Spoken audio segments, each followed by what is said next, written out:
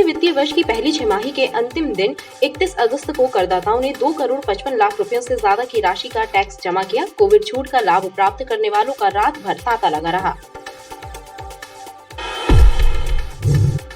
सफाई व्यवस्था में बरती जा रही कोताही और सड़क किनारे अवैध वाहन पार्किंग को लेकर नगर निगम कमिश्नर संदीप जीआर ने अधिकारियों को जमकर फटकार लगाई। निगमायुक्त के निरीक्षण के दौरान अधिकारियों में हड़कंप मचा रहा। देशभक्ति और जन सेवा के नारे के साथ कानून व्यवस्था का पालन कराने वाले पुलिस विभाग के कर्मचारी खेलों के माध्यम से भी विभाग का नाम रोशन कर रहे हैं।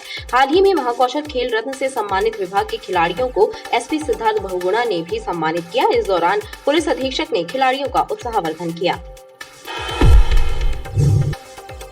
मोबाइल लूट की एक घटना में खमरिया पुलिस द्वारा लूट की बजाय चोरी का प्रकरण दर्ज करने का मामला सामने आया है। पुलिस के इस कारनामे के विरोध में शिवसेना कार्यकर्ताओं ने पीड़ित युवती के साथ पुलिस के वरिष्ठ अधिकारियों को ज्ञापन सौंपा और मामले की निष्पक्ष जांच करते हुए उचित कार्रवाई करने की मांग की है। पेयजल समस्या को लेकर सिद्ध बाबा वार्ड के निवासियों ने जोन कार्यालय का घेराव किया। बहुजन समाजवादी पार्टी के कार्यकर्ताओं के साथ जोन कार्यालय पहुंचे क्षेत्रीय लोगों ने आरोप लगाया कि बूंद बूंद पानी के लिए संघर्ष होता है, लेकिन नगर निगम के अधिकारी इस समस्या पर ध्यान नहीं दे रहे हैं।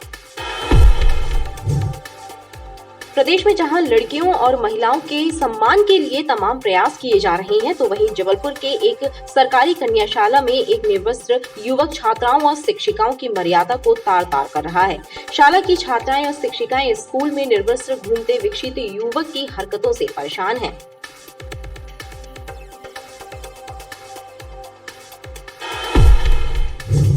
पुराने बस स्टैंड के पास सस्ते दामों पर कपड़ा बेचते 4 संदिग्धों को मदन महल थाने की पुलिस ने गिरफ्तार किया है। धर्मसेना कार्यकर्ताओं ने पकड़े गए युवकों पर बांग्लादेशी होने का आरोप लगाया है। साथ ही पुलिस से जांच की मांग की है।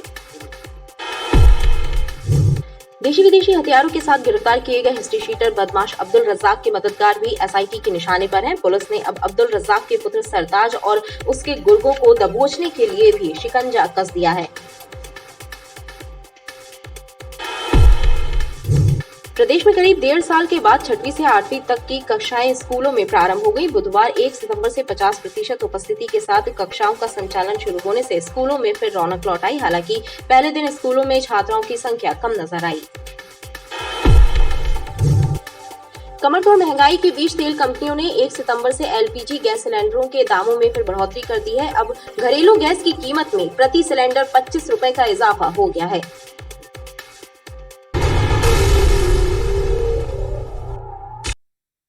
नमस्कार, बीटीवी न्यूज के इस बुलेटिन में आपके साथ मैं हूं स्वाति। शहर से जुड़ी खबरों को देखेंगे विस्तार से, लेकिन सबसे पहले एक नजर डालते हैं हेडलाइंस पर। सफाई व्यवस्था में लापरवाही और अवैध पार्किंग को लेकर निगमायुक्त ने लगाई अधिकारियों को फटकार। निगमायुक्त के निरीक्षण के दौरान जिम्मेदार अधिकारियों में मची रही अफरा तफरी।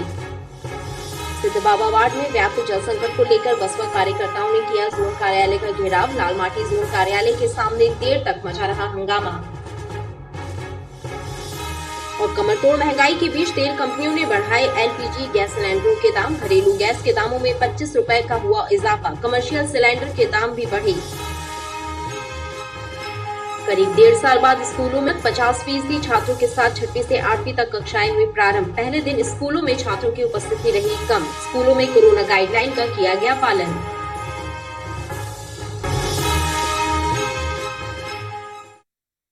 नगर निगम के वित्तीय वर्ष की पहली छमाही के अंतिम दिन 31 अगस्त को करदाताओं ने 2 करोड़ 55 लाख रुपयों से ज्यादा की राशि का टैक्स जमा किया। कोविड छूट का लाभ प्राप्त करने वालों का रात तक तांता लगा रहा।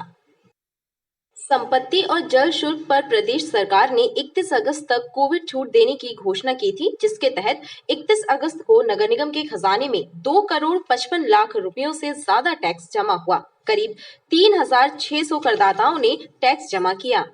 अधिकारियों की माने तो आखिरी दिन सर्वर ने धोखा दे दिया, अन्यथा 25 लाख रुपए और जमा हो सकते थे। 3,300 लोगों के द्वारा 1 करोड़ 85 लाख रुपया संपत्ति कर में जमा कर दिया गया है और 1,000 लोगों के द्वारा 24 लाख रुपए जल शुल्क में जमा किया गया है और सभी करों में भी राशि जमा हो रही है। लगातार अभी काउंटर पे भीड़ चल रही है और हमारे यहाँ रात को अभी देर तक काउंटर खुलेंगे। हमको उम्मीद है कि 2 से 2.5 करोड़ रुपया जमा हो जाएगा। भोपाल से ई नगर पालिका का पोर्टल 2.5 घंटे बंद रहा, जिसकी वजह से निराश होकर कई करदाता वापस लौट गए। सफाई व्यवस्था में बढ़ती जा रही कोताही और सड़क किनारे अवैध वाहन पार्किंग को लेकर नगर निगम कमिश्नर संदीप जियार ने अधिकारियों को जमकर फटकार लगाई। निगमायुक्त के निरीक्षण के दौरान अधिकारियों में हड़कंप मचा रहा। नगर निगम कमिश्नर संदीप जियार ने आधा दर्जन से ज्यादा मुख्य चौराहों के आसपास निरीक्षण करके सफाई, अतिक्रमण और अवैध पार्किंग की समस्या की तरफ अधिकारियों को ध्यान दिलाया। सफाई व्यवस्था में बढ़ती जा रही लापरवाही और अवैध पार्किंग एवं बेजा कब्जों को लेकर अधिकारियों को जमकर फटकार लगाई। साथ ही चौराहों की खाली जमीनों पर पौधारोपण कराए जाने के निर्देश दिए। जो रास्ते में कुछ बिल्डिंग आई हैं जिनमें पार्किंग वगैरह की प्रॉब्लम दिख रही, रोड में पार्किंग थी, उनको भी जो है तो बिल्डिंग को चेक करने के लिए और पार्किंग उनका जो है एरिया चेक करने के लिए साथ में निर्देश दिए। इलाहाबाद चौक, हाईकोर्ट चौक, उसके बाद पर्यटक भवन के पास, फिर इधर नागराज चौक, रसल चौक, फिर ये जो अभी जबलपुर हॉस्पिटल से होते हुए जो है भंवरताल के क्लास तक जो है साहब ने भ्रमण किया। निगमायुक्त के निरीक्षण के दौरान स्वास्थ्य विभाग, भवन शाखा, अतिक्रमण विभाग के अधिकारियों में हड़कंप मचा रहा।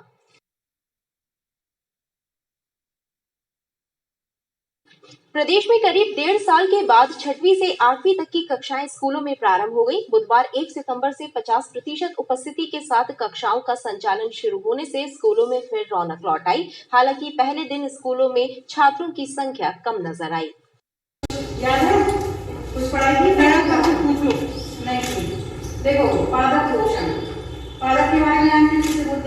पूरे प्रदेश के साथ साथ जबलपुर जिले में भी 1 सितंबर बुधवार से स्कूलों में छात्रों की रौनक लौट आई है।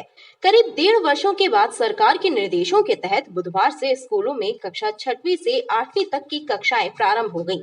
हालांकि पहले दिन कक्षाओं में छात्रों की उपस्थिति कम नजर आई। कोरोना गाइडलाइन और अभिभावकों की सहमति से छात्रों को स्कूल परिसर और कक्षाओं में प्रवेश दिया गया। स्कूलों में कक्षाओं का संचालन शुरू होने के बाद शिक्षकों ने कक्षाओं में अध्ययन और अध्यापन कार्य शुरू किया। 1.5 साल के बाद बच्चे स्कूल में आना शुरू हुए हैं और बराबर जो गाइडलाइन है, सरकार की जो गाइडलाइन, उसका पालन करते हुए स्कूल खोले गए हैं। बच्चे मास्क में हैं, सैनिटाइजर उनको दिया गया है और एक निश्चित दूरी बनाकर बच्चों को रखा जा रहा है। तो बड़ा ही अच्छा लग रहा है और अब चूंकि माहौल भी अच्छा धीरे धीरे होता जा रहा है, हम लोग आशा भी कर रहे हैं कि महामारी अब दूर हो जाए, किसी प्रकार से ना आए, तो बच्चों में उतना डर नहीं रहना चाहिए, क्योंकि हम लोग पूरे कोविड की जो गाइडलाइन है उसके अनुसार ही यहाँ पर कर रहे हैं। 50% बच्चों को बुला रहे हैं स्कूल में।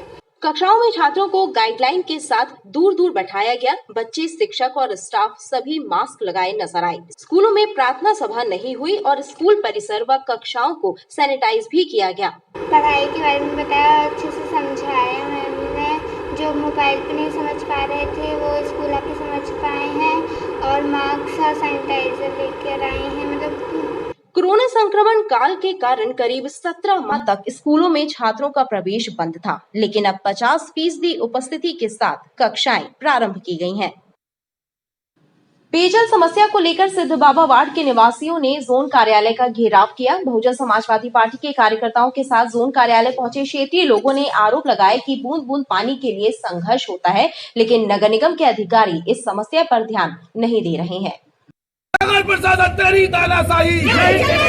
बसपा कार्यकर्ताओं के साथ सिद्ध बाबा वार्ड के निवासियों ने नगर निगम लालमाटी जोन कार्यालय का घेराव किया। प्रदर्शन करने वालों ने आरोप लगाया कि पेयजल संकट के कारण सैकड़ों गरीब परिवारों का जीना मुश्किल हो रहा है, लेकिन जिम्मेदार अधिकारी इस ओर ध्यान नहीं दे रहे हैं। पानी भरने के चक्कर में लोगों की नौकरियां छूट जाती हैं, मजदूरी का भी नुकसान होता है। गुमराह में रहे कि अब मिलेगा, लेकिन हमने जमा किए। शासन का कोई भी आदमी ये देखने नहीं आया कि पानी चल रहा कि नहीं चल रहा और हमारे ज्ञापन जमा। क्योंकि 40 साल होने के बाद भी जब व्यक्तियों को पानी न मिलेगा तो इससे बड़ा दुर्भाग्य की बात क्या है। क्योंकि कांग्रेस बीजेपी किसी तरीके से नहीं चाहती है कि जो गरीब व्यक्ति है, दलित, SC ST के व्यक्ति है, उनको इस तरीके की सुविधाएं मिले। उनको सुविधाओं से वंचित किया जाता है।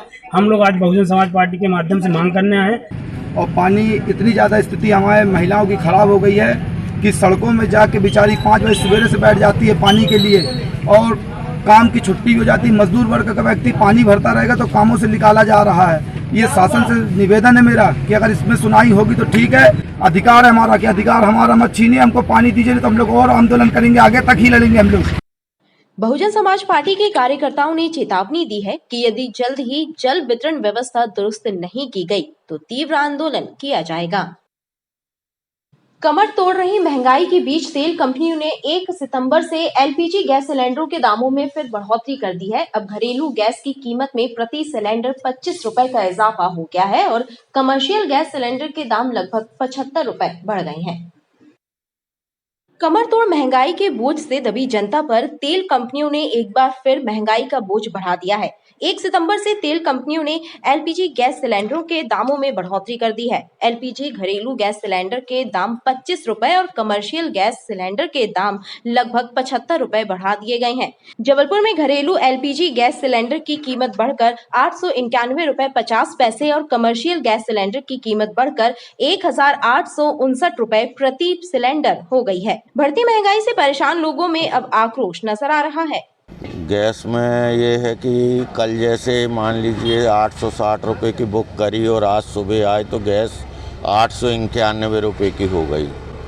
गैस से लेके पेट्रोल डीजल हर चीज़ की महामारी मची हुई है और सरकार आंख मूंद कर गरीबों का खून चूस रही है। अरे मुफ्त राशन दिया जा रहा है तो कम से कम उसको पकाने के लिए गैस तेल हर चीज़ पे महंगाई है। आज तेल जो 1900-2000 रुपये का एक टीन मिलता रहा वो आज 2500 और 3000 रुपये के लगभग जा रहा है। तब गरीब आदमी कैसे जिएगा? अब आदमी की जिसकी तनख्वाह ही 3000 रुपये महीने की है तो वो 1000 रुपये की गैस भराएगा तो खाएगा क्या? बस मैं रिक्वेस्ट ये करता हूँ कि कम से कम कुछ थोड़ा सा मार्जिन रखा जाए। 500 तक लगभग ठीक है, इससे ऊपर तो नहीं दे पाएगा आदमी भी। या तो फिर वो चूल्हे का इस्तेमाल करे या तो मिट्टी तेल दे गवर्नमेंट से। अरे सर बहुत दिक्कतों का सामना है क्योंकि सैलरी टाइम पे मिलती नहीं और आजकल तो जॉब ऐसी हो गई है कि जहाँ 4 वर्कर की जरूरत थी वहाँ 2 वर्कर में काम ले रहे लोग बाग। तो उसमें 2 वर्कर में भी सैलरी इतनी दे नहीं रहे जितनी 4 वर्कर में दे रहे थे। महंगाई इतनी ज़्यादा बढ़ा रही है कि गैस की खरीदना मुश्किल पड़ रहा है हम लोगों को। घर चलाना भी मुश्किल है, हर चीज़ में बहुत महंगाई है। प्रशासन से यही अनुरोध है कि इस चीज़ में रोक लगाया जाए। इससे पहले 17 अगस्त को रसोई गैस सिलेंडर की कीमत में 25 रुपए की बढ़ोतरी की गई थी, यानी 15 दिन में ही गैस सब्सिडी वाला सिलेंडर 50 रुपए महंगा हो गया है। पिछले 7 सालों की अगर बात की जाए तो घरेलू गैस की कीमतों में 2 गुनी बढ़ोतरी हुई है। देशभक्ति और जनसेवा के नारे के साथ कानून व्यवस्था का पालन कराने वाले पुलिस विभाग के कर्मचारी खेलों के माध्यम से भी विभाग का नाम रोशन कर रहे हैं। हाल ही में महाकौशल खेल रत्न से सम्मानित विभाग के खिलाड़ियों को एसपी सिद्धार्थ बहुगुणा ने भी सम्मानित किया। इस दौरान पुलिस अधीक्षक ने खिलाड़ियों का उत्साहवर्धन किया। देशभक्ति और जनसेवा के नारे के साथ अपने कर्तव्यों का निर्वहन करने वाले पुलिस विभाग के अधिकारी कर्मचारी खेलों के माध्यम से भी विभाग और संस्कारधानी का नाम रोशन कर रहे हैं। हाल ही में महाकौशल खेल रत्न प्राप्त करने वाली पुलिस विभाग की महिला अधिकारी सुनीता पंत, निदेश थापा सहित 3 खिलाड़ियों को सम्मानित किया गया। इस दौरान पुलिस अधीक्षक ने खिलाड़ियों को आश्वस्त किया कि उन्हें ड्यूटी के साथ ही खेल प्रैक्टिस के लिए समय देने का विभाग की तरफ से पूरा प्रयास किया जाएगा। और मैं कोशिश करूंगी कि आगे भी ऐसे ही अपने विभाग का और अपने जिले का नाम रोशन करूं। मैंने विक्रम अवार्ड लिया है, महाकौशल खेल रत्न अभी अर्जित किया है और मैं पिछले 5 साल से strong women of Madhya Pradesh का खिताब लेती आई हूं और अभी मेरा नेशनल के लिए हुआ है तो नवंबर में वो कंपटीशन है। आई होप कि मैं अपने विभाग का नाम फिर से रोशन करने में कामयाब रहूं। पूरा उनको प्रोत्साहित किया जाएगा, पूरा कोशिश की जाएगी कि अगर कोई खेल की प्रतिभा पुलिस विभाग में है तो उसको किस तरीके से हम ज़्यादा से ज़्यादा उनसे ड्यूटी भी ले लें और उनको खेल के लिए जो प्रशिक्षण प्रैक्टिस के लिए जो उनको टाइम हम उनको देने की कोशिश करें। तो उस हिसाब से जैसा वो शेड्यूल चाहते हैं काम का वो उनको उनके हिसाब से उनसे वो दिया जाएगा और जिससे कि उनको प्रैक्टिस का भी पूरा समय मिले और वो अपनी जो प्रतिभा है उसको और उजागर कर पाएँ। एसपी सिद्धार्थ बहुगुणा ने खिलाड़ियों को सम्मानित करते हुए विभाग में खेलों को बढ़ावा देने की बात कही है। पुराने बस स्टैंड के पास सस्ते दामों पर कपड़ा बेचते 4 संदिग्धों को मदन महल थाने की पुलिस ने गिरफ्तार किया है। धर्मसेना कार्यकर्ताओं ने पकड़े गए युवकों पर बांग्लादेशी होने का आरोप लगाया है, साथ ही पुलिस से जांच की मांग की है। शहर में इन दिनों अनजान और संदिग्ध विदेशियों का पगफेरा हो रहा है, जिनकी वजह से शहर में शांति भंग होने की आशंका है। मदन महल थाने की पुलिस ने धर्मसेना कार्यकर्ताओं की शिकायत पर ऐसे ही 4 संदिग्धों को गिरफ्तार किया है। ये लोग सस्ते दाम पर कपड़ा बेचने के नाम पर पुराने बस स्टैंड के आसपास भ्रमण कर रहे थे। संगठन के लोग इनको पकड़ के दे गए हैं। 4 लोग हैं, जो कि मूलतः एक बिहार से हैं और 2 आसनसोल से और 3 आसनसोल के हैं। तो इनको तीनों के संबंधित थाना प्रभारी से बात हो गई है और उनके नाम, पता, एड्रेस उनको ईमेल कर दिए गए हैं और उनके आपराधिक रिकॉर्ड की जानकारी वहाँ से ली जा रही है। और बोले कि जैसा कि पहले से आप जानते हैं कि वेस्ट बंगाल में साड़ियाँ और वेस्ट बंगाल का सिल्क बहुत फेमस है, तो ये लोग ऐसे ही फेरी कर करके आईडी मिली है, उस पर कार्रवाई चल रही है। हिंदू धर्म सेना के कार्यकर्ताओं ने पुलिस प्रशासन से मांग की है कि शहर में आए बाहरी संदिग्ध लोगों के खिलाफ अभियान चलाकर जांच की जाए। मोबाइल लूट की एक घटना में खमरिया पुलिस द्वारा लूट की बजाय चोरी का प्रकरण दर्ज करने का मामला सामने आया है। पुलिस के इस कारनामे के विरोध में शिवसेना कार्यकर्ताओं ने पीड़ित युवती के साथ पुलिस के वरिष्ठ अधिकारियों को ज्ञापन सौंपा और मामले की निष्पक्ष जांच करते हुए उचित कार्रवाई करने की मांग की है। खमरिया थाना क्षेत्र में एक युवती के साथ हुई मोबाइल लूटने की घटना के मामले में खमरिया पुलिस द्वारा चोरी का प्रकरण दर्ज किए जाने के मामले को लेकर शिवसेना ने आपत्ति जाहिर की है। शिवसेना के एक प्रतिनिधि मंडल ने पीड़ित युवती और उसके परिवार के साथ रांची के नगर पुलिस अधीक्षक से मुलाकात की और उन्हें ज्ञापन सौंपकर निष्पक्ष जांच कर उचित कार्रवाई करने की मांग की। वहाँ से 2 लड़के आए बाइक में, मेरा मोबाइल छीन के ले गए। उनके गाड़ी का नंबर मैंने देख ली, तोड़ लगा रही थी। मैंने वहाँ पे रिपोर्ट लिखवाई खमरिया थाने में। तो ना वहाँ पे एसपी जो मैडम है वहाँ की, उन्होंने ना लूट की तो चोरी की रिपोर्ट लिखी थी, जो कि हमारे साथ लूट हुआ है। फिर क्या हुआ? उसके बाद में कोई कार्रवाई, वो लड़के पकड़े भी गए हैं, तो जब भी उनको छोड़ दिए। उनका मोबाइल जो है वो लूट लिया गया था, परंतु थाने ने उसमें चोरी की FIR करी है। उस विषय को लेकर के आकर के हम लोगों ने रांची CSP संभाग और नारायण प्रजापति जी को ज्ञापन दिया कि इस प्रकरण की जांच करके निष्पक्ष जांच करें और जो भी दोषी है उसके ऊपर कार्रवाई कर इन्हें इनका मोबाइल दिलाया जाए। रांची के नगर पुलिस अधीक्षक ने प्रतिनिधिमंडल को उचित कार्रवाई करने का आश्वासन दिया है। प्रदेश में जहां लड़कियों और महिलाओं के सम्मान के लिए तमाम प्रयास किए जा रहे हैं, तो वहीं जबलपुर के एक सरकारी कन्याशाला में एक निर्वस्त्र युवक छात्राओं और शिक्षिकाओं की मर्यादा को तार-तार कर रहा है। शाला की छात्राएं और शिक्षिकाएं स्कूल में निर्वस्त्र घूमते विक्षिप्त युवक की हरकतों से परेशान हैं। जबलपुर के खलासी लाइन में स्थित शासकीय कन्याशाला में एक विक्षिप्त युवक ने डेरा जमा लिया है। युवक पूरे दिन स्कूल में निर्वस्त्र होकर घूमता रहता है। उसकी इस हरकत से स्कूली छात्राओं और शिक्षकों में दहशत का माहौल है। विक्षिप्त युवक की हरकतों से छात्रों और टीचरों को शर्मसार होना पड़ रहा है। स्कूल की छात्राओं और शिक्षकों के साथ ही स्कूल प्रबंधन ने जिला शिक्षा अधिकारी और स्थानीय पुलिस को इसकी जानकारी दी। पुलिस ने 2 बार विक्षिप्त युवक को स्कूल परिसर से बाहर भी किया, लेकिन वह दोबारा स्कूल परिसर में आ जाता है। ऐसे में शिक्षक और छात्राएं बेहद परेशान हैं। और हम लोग कई बार शिकायत कर चुके हैं, थाने में भी पुलिस वाले आते हैं और मैंने वो सिर्फ थोड़े दिन के लिए बाहर जाता फिर अंदर आ जाता। सर यहाँ पे पूरी 8-10 महिलाएं हैं हम लोग, और इसकी वजह से हम लोगों को बहुत ज़्यादा दिक्कत है। सर नेकेट होके खड़ा हो जाता है कपड़े उतार के, और हम लोग इतना परेशान है कि कुछ पूछो नहीं। और पूरे अवैध काम सर यहीं पे बैठ के किए जा रहे हैं। सर आती है पुलिस, किंतु मार के पीट के इसको बाहर कर देती है और फिर इसके पेरेंट्स फिर इसको अंदर कर देते हैं गेट के अंदर। स्कूल के अंदर घुस जाता है, मोबाइल चार्ज करता है सर, और पूरे कपड़े नेकेट उतार के रात भर यहीं सोता है सर वो। और सर कोई और अवैध काम हो जाए तो हम लोगों की जान को खतरा है यहाँ पे। इससे हम लोग बहुत परेशान है। टॉयलेट के सामने डेरा जमा के रखा हुआ है, हम लोग टॉयलेट भी नहीं जा सकते इसके कारण। और ये रात में अंदर भी आ जाता है। आपका नाम? स्कूल की महिला टीचर्स का कहना है कि आने वाले दिनों में स्कूल में छात्राओं की संख्या, ऐसे में इस विक्षिप्त युवक की अश्लील हरकतों को बर्दाश्त नहीं किया जा सकता। इस युवक को स्कूल परिसर से हटाना भी बेहद जरूरी हो गया है। ऐसे में उच्च अधिकारी समस्या का निराकरण कर सकते हैं। देशी विदेशी हथियारों के साथ गिरफ्तार किए गए हिस्ट्री शीटर बदमाश अब्दुल रज्जाक के मददगार भी SIT के निशाने पर हैं। पुलिस ने अब अब्दुल रज्जाक के पुत्र सरताज और उसके गुर्गों को दबोचने के लिए भी शिकंजा कस दिया है। रज्जाक और सरताज से करीबी रिश्ता रखने वालों की कुंडली भी पुलिस खंगाल रही है। इसके अलावा ओमती और विजयनगर थाने में दर्ज हुए प्रकरणों में फरार आरोपियों की गिरफ्तारी के लिए पुलिस की दबिश जारी है। देशी विदेशी हथियारों के साथ पकड़े गए हिस्ट्री शीटर अब्दुल रज्जाक के मददगार भी अब एसआईटी के निशाने पर हैं। अब्दुल रज्जाक, उसके पुत्र सरताज और इनके मददगारों की कुंडली एसआईटी ने खंगालना शुरू कर दिया है। सरताज की गिरफ्तारी के साथ ही ओमती और विजयनगर के प्रकरणों में शामिल आरोपियों की पतासाजी और गिरफ्तारी के लिए पुलिस ने जाल बिछा रखा है। कोर्ट में बवाल के मामले में फरार अब्दुल रज्जाक के पुत्र सरताज की गिरफ्तारी के लिए अन्य राज्यों को भी सूचित किया गया है।